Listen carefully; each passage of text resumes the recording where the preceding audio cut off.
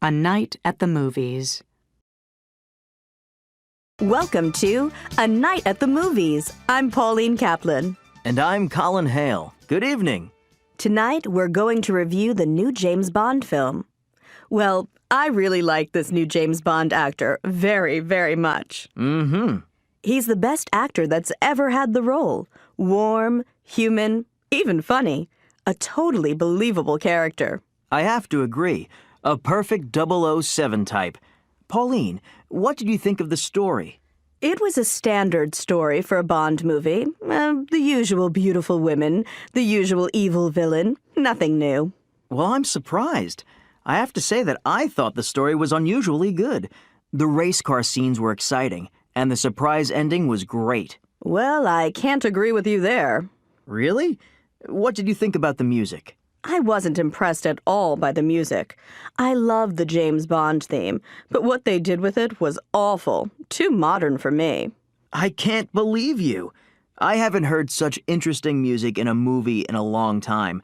It really added to the action scenes. Now that brings up another weakness in the film, the special effects. Again, it's just the same old stuff. The car that flies, the pen that's really a gun. You get tired of that kind of thing. I'd hardly believe you and I saw the same movie, Pauline. I have to say that the special effects were the best ever in a Bond film. For example, the scene where... Excuse me, Colin. We're going to have to break for a commercial. You're right, Pauline. We'll be right back with our ratings.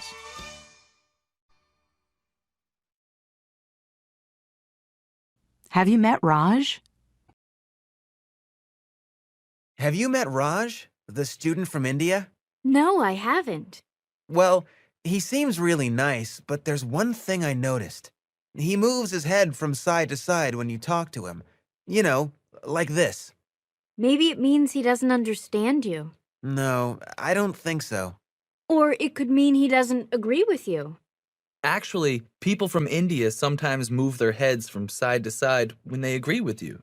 Oh, so that's what it means. So how are things at school, Raj? Oh, pretty good, actually. Do you find it easy to communicate with people?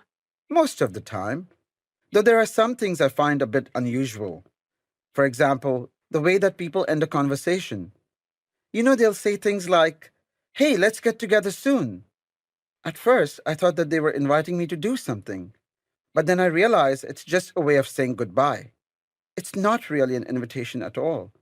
It takes a bit of getting used to.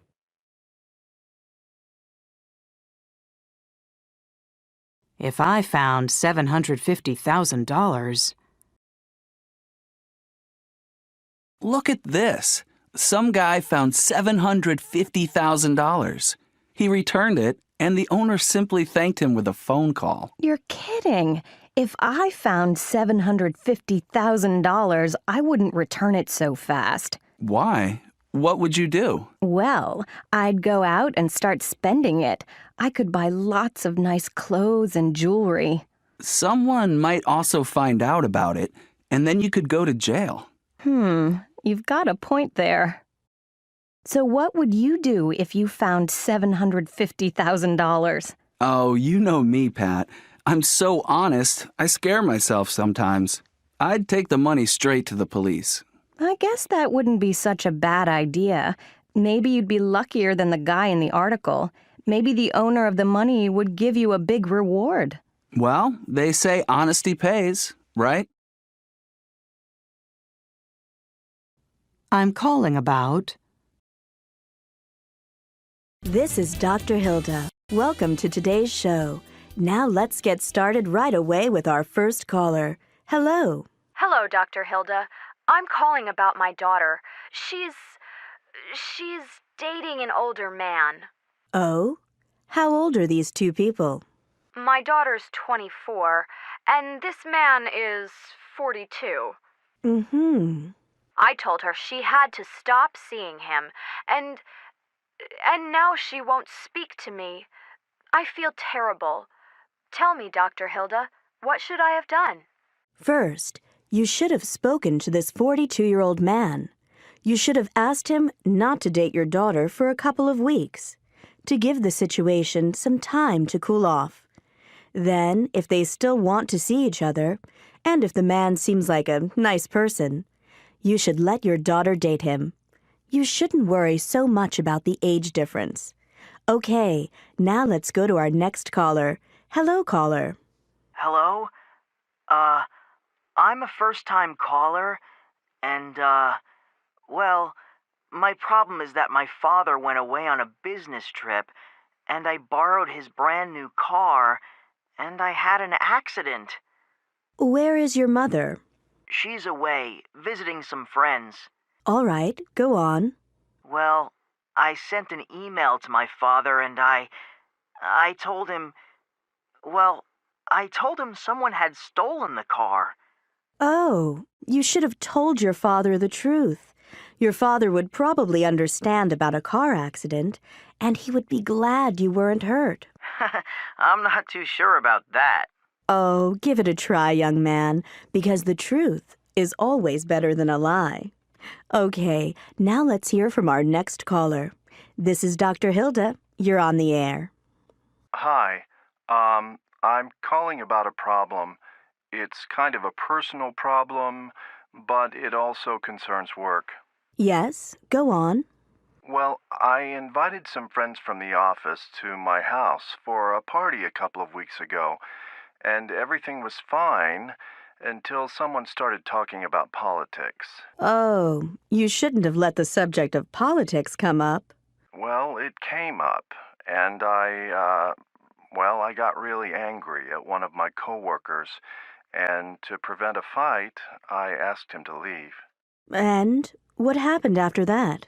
Well, now it's caused a big problem in the office. He won't even speak to me. Again, you shouldn't have talked about politics at a party.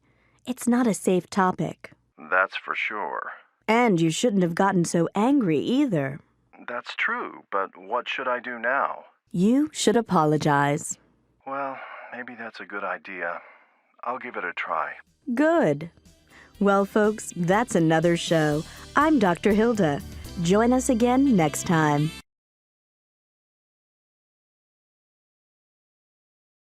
Are you doing anything on Saturday?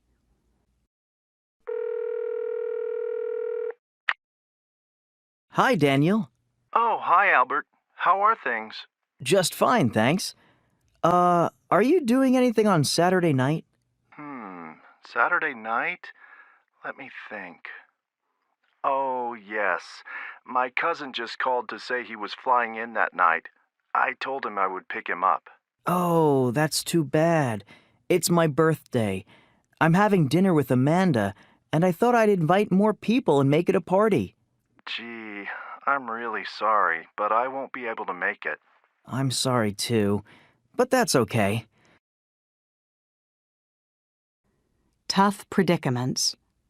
Listen to 3 people talk about predicaments. 1. I just got a postcard from my friend Carrie.